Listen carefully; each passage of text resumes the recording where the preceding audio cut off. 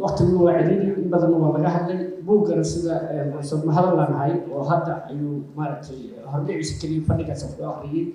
مركب واحد بدل كم شيء كرو دكتور أسد أيام إيه الرواية كتابته دكتور أسد أنا وحرس برامي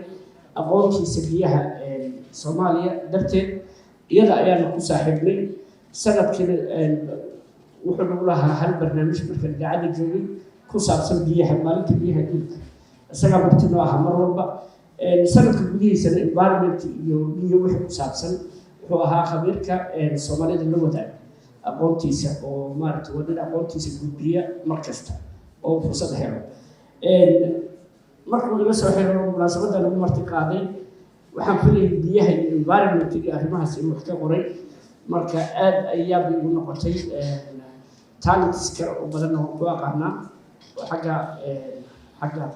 suugaantii fanka ka mid yihiin marka wali fara badan wax badan bartay wax badan madana wadaagay buugaan hadda markaan fiiriyay cinwaanada buugu ka kooban yahay chapterada runtii waa wax aad iyo aad u anfacay dhalinyarada Soomaalida dhalinyarada Soomaalidu sababaha wadanka burburkiisu ugu weyn yahay hal qoto qaar kale oo jiraan taariikhda inta badan aad loolama socdo marka buuggaas referensiga ah oo wax badan dul maray wuxuu aad farbadan yihiin gumaysiga ka hor xilliga gumaysiga xilliga dawladnimada iyo mustaqbalka xataa wax ka hadlaya marka waxa soo dhan markii qofku haysto oo mawduucin uu akhriyo waxa uu sahlanaanaysa midkii uu rabo inuu si inta ka sii qoto dheer u daba galo in uu maartay xusuusinayo tahay waxaas inay jiraan Zanzibar in maartay saameynta halkan ku lahayd markaan hesho